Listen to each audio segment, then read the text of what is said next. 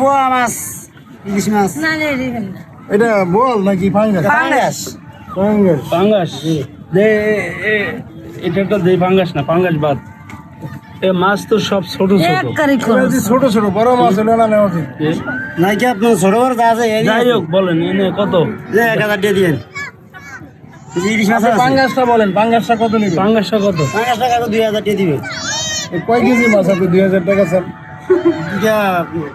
আড়াই কেজি মতো আছে আড়াই কেজি মাছ? আরে না, আড়াই কেজি হবে না। দেখি 2 কেজি ছাড়াইব বুঝলেন 2.5 কেজি না হলে 2 কেজি ছাড়াইব